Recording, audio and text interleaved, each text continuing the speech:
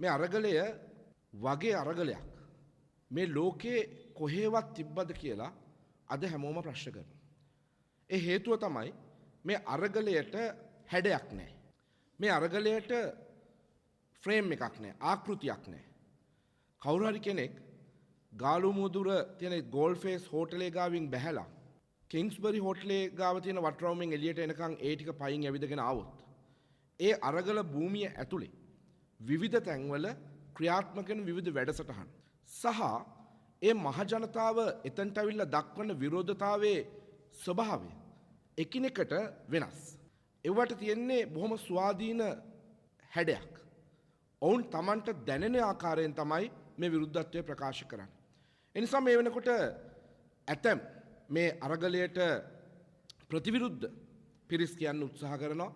මේක යම් යම් දේශපාලන කණ්ඩායම් කීපයකගේ උමනාව මත, එහෙම නැත්නම් යම් ආගමික කණ්ඩායම් කීපයක උමනාව මත, එහෙම නැත්නම් යම් ජනවර්ග කීපයකගේ උමනාව මත ක්‍රියාත්මක වෙන්නක් කියලා. හැබැයි ඒ කියන පිරිස් වලට මම කැමති විවෘත ආරාධනාවක් කරන්න. ගෙදර ඉඳලා කකුල් දෙක ටීපෝ එකේ උඩ තියාගෙන ටීවී එකෙන් දකින දෙයට එහා ගිය දෙයක් මේ අරගල භූමිය ඇතුලේ සිද්ධ වෙනවා. ඔබට හිතවත් ඔබට ගැති සමාජ මාධ්‍ය තුල ඔබ දකින ඔබ කියන කතා කරන දේවල් වලට එහා ගිය ගැඹුරක් මේ අරගලය ඇතුලේ තියෙනවා. ඒ නිසා ඔබ ඔය ඉන්න තැනින් පොඩ්ඩක් එළියට බැහැලා මේ අරගල භූමියට එන්න. මේ අරගල භූමියට ඇවිල්ලා බලන්න කවුද මේ අරගල කරන්නේ කියලා. පුළුවන් නම් කියන්න කොතනද දේශපාලනික මුහුණුවරක් තියෙන විරෝධතාවයක් තියෙන්නේ කියලා. හේතුව තමයි මේක ඇතුලේ විවිධ කණ්ඩායම් ඉන්නවා. කණ්ඩායම් මං හිතන්නේ 50කට 60කට එහා සංඛ්‍යාවක් මේක ඇතුලේ ඉන්නවා. ඒගොල්ලෝ මේ සමාජය තුල මේ සමාජ අර්බුදය එක එක විදිහට දැකලා ඔවුන්ට දැනෙන විදිහට මේ පාලනයට එරෙහිව තමන්ගේ විරුද්ධත්වය ප්‍රකාශ කරන කණ්ඩායම්. ඒ නිසා මේ කාරණේ අපි තේරුම් ගත යුතුයි. ඒ නිසා අනවශ්‍ය ආකාරයකට මේ පැන නැගිලා තියෙන අර්බුදයට විසඳුමක් ඉල්ලලා ගොඩ නැගුණු අරගලයට වෙනත් ලේබල් ගහලා තමන්ගේ දේශපාලනික පටු පරමාර්ථ නිසා මේ අරගලය හැල්ලු කරන්න එපා කියන ආයාචනය මම ඒ කණ්ඩායම් වලින් කරන්න කැමතියි. මොකද මේ අරගලයට මම කලින් කිව්වා වගේම හැඩයක් නැහැ. මේ අරගලය බොහොම නිදහස් අරගලයක්.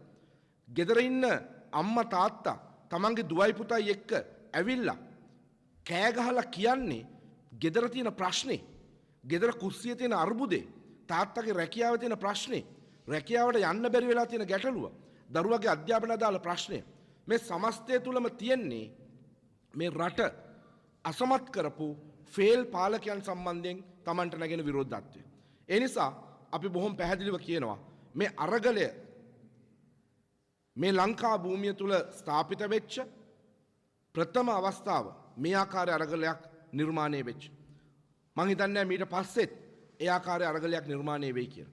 ඒ තරම් මේක තුල ගීත ගයන්න පුළුවන් අය ගීතෙන් විරුද්ධත්වය පළ කරනවා. කතා කරන්න පුළුවන් අය තමන්ගේ කතිකත්වය තුල විරුද්ධත්වය පළ කරනවා. කවි කියන්න පුළුවන් අය කවියෙන් විරුද්ධත්වය පළ කරනවා. පෝස්ටර් ප්‍රදර්ශනය කරන්න පුළුවන් අය පෝස්ටර් වලින් විරුද්ධත්වය පළ කරනවා. වීදි නාට්‍ය කරන්න පුළුවන් අය වීදි නාට්‍යයෙන්. මේ ආකාරයෙන් නොයෙකුත් ආකාරයෙන් Tamanට දැනෙන ආකාරයට මේ විරුද්ධත්වය පළ කරනවා. වැදගත් වෙන්නේ ඒ විරුද්ධත්වය කොයි ආකාරයෙන් පළ කරත් ඔවුන් හැමෝම මොර ගහලා කියන්නේ හඬ නගලා කියන්නේ එකම කාරණාවක් සමයි. ඒ තමයි ගෝඨාභය රාජපක්ෂ නුඹ අසමත්, නුඹ මේ රට අසමත් කරා. අද වෙනකොට මේ රට පත් වෙලා තියෙන තැනට නුඹ ඇතුළු මේ සමස්ත රජය රාජපක්ෂ පවුල වග කියන්න ඕනේ. ඒ නිසා go home කියන පණිඩය තමයි මේ චූටි දරුවාගේ සිට ඇවිද ගන්න බැරුව සමහරක් විට රෝද පුටුවෙන් එන, සමහර විට හැරමිටියෙන් එන වැඩිමහල් තැනැත්තා දක්වා මේ ප්‍රකාශ කරන්නේ. ඒ නිසා මේ අරගලය තරුණ අරගලයක් හැටියට ගොඩ නැගුණට අද වෙනකොට බාල මහලු වැඩිහිටි සියලු දෙනා මේ අරගලය වටා එකතු වෙලා තියෙනවා. ඒ නිසා අද වෙනකොට මහා සංඝරත්නයේ ආශිර්වාදය මේ අරගල භූමියට නොඅඩුව ලැබිලා තියෙනවා. ඒ නිසා තමයි මහානායක හාමුදුරුවරු ඒකාබද්ධ ප්‍රකාශයන් නිකුත් කළා කියන්නේ මේ සාමකාමී අරගලයට අත තියන්න එපයි කියලා. ඒ විතරක් නෙමෙයි වැදගත්ම කාරණාවක් තියෙනවා. අද වෙනකොට මේ අරගලය මර්ධනය කරන්න මේ රජය නොයෙකුත් ආකාරයේ පියවර ගන්න උත්සාහ කරනවා. ඊයේ උදේ ඒ ආකාරයක අවස්ථාවක් අපි දැක්කා. හැබැයි අපි දන්නවා රාජතාන්ත්‍රික විදියට යම් මැදහත් වීමක් සිද්ධ වෙලා විශේෂයෙන්ම ශ්‍රී ලංකා නීතිඥ සංගමය මැදිහත් වෙලා ඒ වෙන්න ගිය ප්‍රචණ්ඩකාරී පළවා හැරීමට එරෙහිව ෂණිකව පියවර අරගෙන ඒ අවස්ථාව සමනය කරන්න හැකියාව ලැබුණා. ඊයේ වෙනකොට ශ්‍රී ලංකා මානව හිමිකම් කමිෂන් සභාව බොහොම පැහැදිලි ප්‍රකාශයක් කරලා තියෙනවා සාමකාමී මහජන අරගල පාලනය කරන්න එපා. ඒක නීති විරෝධී. ඒක මානව හිමිකම් උල්ලංඝනය කිරීමක්. මොකද අපි විශ්වාස කරනවා ඔය ගෝඨාභය රාජපක්ෂ මහත්තයා මේ ලංකාවේ ඉන්න එකක් නෑ කියලා. ගෝඨාභය රාජපක්ෂ මහත්තයා තමන්ගේ රටට ඒ කියන්නේ ඇමරිකාවට යන්න අපේක්ෂාවෙන් ඉන්න ජනාධිපතිවරයෙක් කියලා අපි විශ්වාස කරනවා. ඒ නිසා මානව හිමිකම් පටලෝගෙන මානව හිමිකම් කඩ කරලා මෙතන ඉන්න අහිංසක තරුණයන්ට හිංසා පීඩා කරන්න ලෑස්ති වෙලා මානව හිමිකම් නඩු දාගෙන ඔය මහත්තයාට කවදාකවත් ඇමරිකාවට යන්න හම්බෙන්නේ නැහැ. ලංකාවේ කොහොමත් ඉන්න බෑ ඇමරිකාවට යන්න හම්බෙන්නෙත් නැහැ. අන්න ඒ කාරණේ අපි බොහොම පැහැදිලිව ගෝඨාභය රාජපක්ෂ මහත්තයාට මතක් කරලා දෙන්න කැමතියි. මොකද මේ අවස්ථාවේදී ගෝල්ෆේස් පිටියේ ලක්ෂ 4-5ක් මිනිස්සු හිටියට අද මේ මුළු රටම එකම ගෝල්ෆේස් පිටිය බවට පත් වෙලා ඉවරයි. අද ගමක් නගරයක් පාසා ගෝගෝටා ගම් නිර්මාණය වෙන්න පටන් අරගෙන තියෙනවා. මිනිස්සු වීදි බහින්න පටන් අරගෙන තියෙනවා. මිනිස්සු පාරට එන්න පටන් අරගෙන තියෙනවා. අද වෙනකොට වෘත්තීය සමිති තමන්ගේ රතු එළිය මේ ආණ්ඩුවට පෙන්වන්න පටන් අරගෙන තියෙනවා. අද වෙනකොට දේශපාලන පක්ෂ තමන්ගේ රතු එළිය මේ ආණ්ඩුවට පෙන්වන්න පටන් අරගෙන තියෙනවා. ඒ නිසා විශ්වාස කරනවා ලබන සතිය වෙනකොට හෙටින් එළඹෙන මේ සතිය මේ රටේ බොහොම තීරණාත්මක සතියක්. මේ හෙටින් එළඹෙන මේ සතිය දැඩි දේශපාලන තීන්දුවලට දැඩි දේශපාලන පරිවර්තනයන්ට විපර්යාසයන්ට මේ රට යොමු වෙන සතියක්. ඒ නිසා කිසිම විපක්ෂයේ ඉන්න කිසිම දේශපාලන පක්ෂයකට හැකියාවක් නැහැ මේ වෙලාවේ නියුට්‍රල් වෙන්න, නිහඬ වෙන්න. මොකද මේ අරගලය රටේ ජනතාවගේ අරගලයක්. මේ අරගලය කුස්සිය අරගලයක්. මේ අරගලය ගෙදර අරගලයක්. මේ අරගලය තරුණයාගේ අරගලයක්. මේ අරගලය රැකියා ස්ථානයේ අරගලයක්. මේ අරගලය මහපාරේ අරගලයක්. ඒ නිසා එතනින් එහාට ගිහිල්ලා තමන්ගේ අරගලයක් බවට මේ අරගලය තුල දේශපාලන පක්ෂ අපි කියන්නේ ගෝල්ෆේස් එන්න කියලා. ඔයගොල්ලෝ ගෝල්ෆේස් එන්න එපා. හැබැයි ගෝල්ෆේස් එකෙන් එළියේ ඔයගොල්ලන්ට කරන්න වැඩක් තියෙනවා. දේශපාලන පක්ෂ හැටියට ඔයගොල්ලෝ මේ වැඩේ පටන් ගත්තේ නැත්තම් මතක තියාගන්න ඉතිහාසයේ කුණු බක්කියට ඒ දේශපාලන පක්ෂ විසි වෙනවා නියතයි. යම් වෘත්තීය සමිතියක් මේ මොහොතේ තමන්ගේ කාර්යභාරය නිසියාකාරයෙන් අවබෝධ කරගෙන මේ අරගලයට දායකත්වය දක්වලා තමන්ගේ කටයුත්ත සිද්ධ කළේ නැත්තම් මතක තියාගන්න ඔබේ සමාජිකත්වයේ වෙනත් වෘත්තීය සමිතියක් එක්ක එකතු වෙලා මේ අරගල වෙනුවෙන් පාරට බහිනවා. ඒක නිශ්චිතයි. ඒ නිසා අපි ඔබට කියන්නේ බොහොම ආදරෙන් ඔබ එකතු වෙන්න මේ අරගලේ ශක්තියක් වෙන්න. මොකද එහෙම නැත්තම් මේ පරිවර්තනය සඳහා රට යොමු වෙලා තියෙන හොඳම අවස්ථාව පැහැරහැරපු මිනිසුන් පිරිසක් හැටියට ඔබ දේශපාලනයේ කුණුබක්කියට ඉතිහාසයේ කුණුබක්කියට ඔබ යොමු වෙනවා. ඒක නිශ්චිතයි. ඒත් එක්කම අපිට පේනවා තැන් තැන්වල තාමත් යම් සෙවණැලි යම් ආකාරයක කටයුතු කරනවා. මීට කලින් ওই නීතිඥවරු 3 දෙනෙක් ඒ වගේ මාධ්‍ය සාකච්ඡාවක් කරලා තිබ්බා. ඒ ගැන වැඩිය මුකුත් කියන්න හදන්නේ නැහැ. ඒ නීතිඥවරුන්ට කියන්නේ එවුවා තියෙන YouTube channel වල ගිහලා කමෙන්ට්ස් එක කියවන්න. ඔබට දාලා තියෙන ඒ දීලා තියෙන දේවල් කමෙන්ට් ටික බලන්න. එතකොට තේරෙයි හිටගෙන ඉන්න වැරදි තැන වැරදි වෙලාවක වැරදි පැත්තක් කියලා. ඒ නිසා අපි උන්ටත් ආරාධනා කරනවා. අද මේ අරගලයට ඇවිල්ලා බැලුවාම මේ අරගලට එකතු වෙන කලාකාරයෝ අරගලයට එකතු වෙන වෘත්තීයවේදී විශේෂයෙන්ම අපි දන්නවා නීතිඥ ප්‍රජාව ගිය පාර ජනාධිපතිවරණයේදී මේ ගෝඨාභය රාජපක්ෂ ජනාධිපතිවරයා බලයට ගේන්න බොහොම ප්‍රසිද්ධ වේදිකාවේ වැඩ කරපු අය. හැබැයි අවුරුදු 2ක් ඇතුළත ඔවුන්ට දැනලා තියෙනවා තමන් ගත්තේ වැරදි තීරණයක් කියලා. ඔවුන්ට තේරලා තියෙනවා තමන් කළේ වරදක් කියලා. ඔවුන්ට දැනලා තියෙනවා තමන්ට වැරද්දක් සිද්ධ වුණා කියලා. හැබැයි ඔවුන්ට නිහතමානී හැකියාවක් තිබ්බා. ඒ වරද තේරුම් අරගෙන අද වෙනකොට රට ඉල්ලන්නේ එක නෙමෙයි කියලා තේරුම් අරගෙන අද වෙනකොට රට ඉල්ලන තැනට ඔවුන්ටත් ඇවිල්ලා හිටගන්න ශක්තිය තිබ්බා. ඒ නිසා තමයි ඔවුන් මේ අරගලට එකතු වෙලා තියෙන්නේ. අද වෙනකොට ඒ 2019 ඒ ජනාධිපතිවරණයේදී ගෝඨාභය රාජපක්ෂ ජනාධිපතිවරයා ජයග්‍රහණය කරන්න වැඩ කරපු අති විශාල ප්‍රමාණයක් අති විශාල විද්වතුන් වෘත්තිකයන් දේශපාලඥයන් විශාල ප්‍රමාණයක් අද වෙනකොට මේ අරගලයත් එක්ක අත්වල බැඳගෙන සිටිනවා. ඒ අරගලය තුල ඉන්න තරුණයන්ට ශක්තියක් වෙන්න ඔවුන් ඉදිරියට ඇවිල්ලා ඉන්නවා. ගරුතර මහා සංඝරත්නය අද වෙනකොට ඉදිරියට ඇවිල්ලා ඉන්නවා. කාදිනල් හිම්පාණන් ප්‍රමුඛ කතෝලික සභාව පෙරට ඇවිල්ලා තියෙනවා. මුස්ලිම් මෞලවීතුමන්ලා පෙරට ඇවිල්ලා තියෙනවා. හින්දු පූසාරීතුමන්ලා පෙරට ඇවිල්ලා තියෙනවා. ඒ නිසා මෙතන ආගමක් පාටක් ජාතියක් දේශපාලන මතයක් නැහැ. එක මතයයි තියෙන්නේ. ඒ මතය තමයි ගෝඨා ඔබ ෆේල්. ඒ නිසා තවදුරටත් මේ පැවැත්ම ගියොත් අපිට රටක් නැති වෙනවා. හැබැයි ගෝඨාට ඉන්න ඇමරිකාව තියෙනවා. මේ රටේ ඉන්න අපිට තියෙන මේ ලංකාව විතරයි. එමනම් අපිට රටක් තියෙන්නට ඕනේ. ඒ රට නිර්මාණය කර ගැනීමේ කාර්යය සඳහා තමයි මේ අරගලකරුවන් පෙරට ඇවිල්ලා තියෙන්නේ. ඒත් එක්කම අපි කියන්නේ දේශපාලන පක්ෂවලට ඔබ තේරුම් ගන්න මේ අරගලය තුල ලැබෙන දායකත්වයේ ප්‍රයෝජනට අරගෙන මේ රටේ සිස්ටම් චේන්ජ් එකක් වෙන්න අවශ්‍යයි. ඒ සිස්ටම් චේන්ජ් එකට මුල පුරන්න ඕනේ පාර්ලිමේන්තුව. පාර්ලිමේන්තුව තුල අවශ්‍ය කාර්යභාරය කරන්න ඕනේ දේශපාලන පක්ෂ. ඒ පක්ෂ තමන්ගේ වගකීම මේ අවස්ථාවේ නිසියාකාරයෙන් තේරුම් අරගෙන දේශපාලන ඩීල් දේශපාලන ගේම් එහෙම නැත්නම් යටින් යන වෙනත් දේශපාලන න්‍යාය පත්‍රයන් තුල තමන්ගේ න්‍යාය පත්‍ර හදා ගන්න උත්සාහ කරන්නේ නැතුව රට ඉල්ලන කාර්යභාරය වෙනුවෙන් සියලු දේශපාලන පක්ෂ පාර්ලිමේන්තුව තුල කැප වෙලා මේ රටට සුගතියක් වෙන ආකාරයේ කටයුතු කරයි කියලා අපි විශ්වාස කරනවා. ඒත් එක්කම අවසාන වශයෙන් අපි එක සහතිකයක් ලබා දෙනවා. කරුණා කරලා නීතිය අනීතිය බවට පරිවර්තනය කරලා මේ අවිහිංසාවාදී අරගලය අදට දවස් 10කට ආසන්නයි. අදට දවස් 10කට ආසන්නයි. හැබැයි එක ගල් කැටයක් එක පොළු මුගුරක් මේ තරුණයෝ අතර ගත්තේ නැහැ. මතක තියාගන්න. මේ තරුණියන් මේ දවස් ගානම ජනාධිපති ලේකම් කාර්යාලයේ ඉදිරිපිට රැඳිලා ඉන්නවා. හැබැයි කිසිදු හිංසාකාරී ක්‍රියාවකට යොමු වුණේ නැහැ. ඒ නිසා ඒ වගේ අවිහිංසාවාදී ව්‍යාපාරයක් මැඩලන්න හිංසාව යොදා ගන්න උත්සාහ කරොත් එහෙම ඒකට අපි නීතිඥ ප්‍රජාව හැටියට දේශීය වශයෙන්ුත් ජාත්‍යන්තර වශයෙන්ුත් ගත යුතු ගත හැකි ගන්න ඕන කරන සියලුම පියවර අපි ගන්න බවට පැහැදිලිව අපි කියනවා. අනිත් එක අපි එතන ඉන්නේ අරගලකරුවෝ එතන ඉන්නේ ඒ විරෝධතාකරුවෝ දක්වන්නේ ජනාධිපතිවරයාම තමයි උද්ඝෝෂණ සඳහා තැනක් වෙන් කරලා තියලා තියෙන්නේ. ඒ උද්ඝෝෂණ කරන තැන තමයි ගෝඨාගෝගම නිර්මාණය වෙලා තියෙන්නේ. හැබැයි ඒ ගෝඨාගෝගම නිර්මාණය වෙච්ච උද්ඝෝෂණය කරන තැන ජනාධිපතිවරයා හිතන් ඉන්නේ හැමදාම 100ක් 200ක් කියලා පිකට් කරයි කියලා. නෑ. අද වෙනකොට ලක්ෂ ගණන් පාරට අවිලා ඉන්නවා.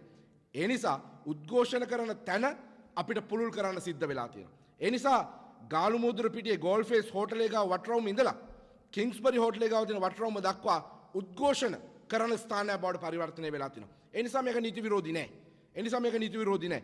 ඒ නිසා ඔබලා අපිට වෙන් කරලා දීපු තැන තමයි ඒ තරුණ අරගලකරුවන් අරගලේ නිරත වෙලා ඉන්නේ. ඒ නිසා ඔබ ඒක තේරුම් ගන්න. ඒ නිසා එතනින් එහාට යන්න ගියොත් නීතිඥ ප්‍රජාව හැටියට ගත යුතු සියලුම ක්‍රියාමාර්ග ගන්න අපි පසුබට වෙන්නේ නැහැ. ඒත් එක්කම මේ තරුණ අරගලකරුවන්ට අපි ආරාධනා කරනවා අරගලය තුල අපි විසඳුමක් හොයන්නට අවශ්‍යයි. ඔබේ යෝජනා මේ භූමියේ යථාර්ථය බවට පත් කරන්නට අවශ්‍යයි. ඒ නිසා ඒ සඳහාත් ඔබ ඔබේ ওই නායකත්වය ලබා දෙන්න. ඔබට අවශ්‍ය කරන නීතිමය සහාය ලබා දෙන්න නීතිඥවරු හැටියට අපි සූදානම්ින් ඉන්නවා. ඔබ පටන් ගත්ත අරගලය ඔබ අවසන් කරන්න. හැබැයි මේ පොළොව මත එක යථාර්ථයක් බවට පත් කළා. ජයග්‍රහණයක් බවට පත් කළා. ඒක කරන්න පුළුවන්.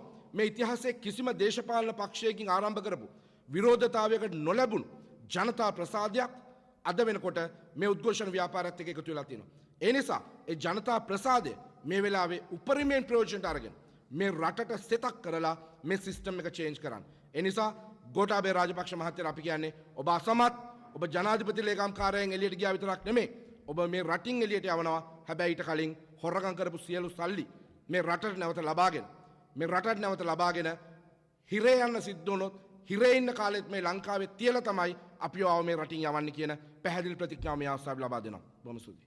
මේ අරගලේ දේශපාලන පක්ෂ අතර ගන්න උත්සාහයක් තියෙනවා. ඒව මොන වගේ බලපෑමක් වේද ඒක දකින්නේ කොහමද? මෙහෙමයි. දැන් මේ අරගලයේ ස්වභාවය ගත්තාම හැම කෙනෙක්ටම තේරෙනවා මේ අරගලය තුල කෙලවරේ තියෙන ජයග්‍රහණයක් කියලා. ඒ වගේම මේ අරගලයට ඔය පිටස්තර වෙන්න දේශපාලන පක්ෂ වලටත් මූලික අවශ්‍යතාවය තියෙන්නේ මේ පාලන තන්ත්‍රය වෙනස් කර ගැනීමේ අරමුණ. හැබැයි ඒ පක්ෂවලට තියෙන අරමුණට එහා ගිය සුවිශේෂී අරමුණු කීපයක් මේ අරගලය තුල තියෙනවා. මේ අරගලය තුල තියෙන්නේ පාලනය වෙනස් කර ගැනීම විතරක් නෙමෙයි. මේ අරගලය තුල තියෙනවා මේ සිස්ටම් එක චේන්ජ් කර ගන්න ඕනේ කියන මූලික අරමුණ. ඒ නිසා ඇතැම් දේශපාලන පක්ෂ මෙතැන්ට එන්න උත්සාහ කරත් හැබැයි ඒ කණ්ඩායම් සමග අපිත් යම් යම් අවස්ථාවල යම් යම් මට්ටම් වලින් සාකච්ඡා කරා වෙනත් කණ්ඩායමුත් යම් යම් මට්ටම් වලින් ඒ සාකච්ඡාවට නිරත වෙලා තිබුණා ඒ නිසා ඔවුන් අවබෝධ කරගත්තා ඔවුන්ගේ සහයෝගය මේ අරගල භූමියට පිටින් ලබා දීම තමයි මේ මොහොතේ සිද්ධ වෙන්න ඕන කියන කාරණේ. ඒ නිසා මම හිතන්නේ මේ වෙලාව වෙනකොට ඒ දේශපාලන පක්ෂ හෝ කණ්ඩායම් සමග අරගල භූමියේ ඝට්ටනයක් නැහැ. ඝට්ටනයක් නැහැ. ඔවුන්ගේ කාර්යය නිවැරදිව තේරුම් අරගෙන මේ මොහොතේ කටයුතු කරනවා. අරගල භූමිය තුල ඉන්න අරගලකරුවන් ඔවුන්ගේ කාර්යභාරය බොහොම හොඳින් තේරුම් අරගෙන කටයුතු කරනවා. මේ දෙක කොහෙවත් යනකදී එකතු වෙන්න පුළුවන්. හැබැයි ඒක මොකද අපි දන්නවා මේ අරගලයට විසඳුම දේශපාලනික විසඳුමක් හැටියටයි එන්න ඕනේ අවසානයේදී. ඒ නිසා එතනට යනකොට පාර්ලිමේන්තුව තුල තමයි මූලික වෙනස්කම් ටික සිද්ධ වෙන්න අවශ්‍යතාවය තියෙන්නේ. ඒ නිසා ඒ සඳහා ඒ අදාළ පක්ෂ යොමු වේවි මේ අරගල භූමිය ඒකට ශක්තියක් වේවි. හැබැයි එකක් නිශ්චිතයි. මෙතනින් එහාටත් කවුරු මේ පාලනයට ආවත් මේ රටේ මේ තරුණ කණ්ඩායම මේ අරගලය දිගින් දිගටම ගෙනියනවා මේ රටේ යහපත සඳහා.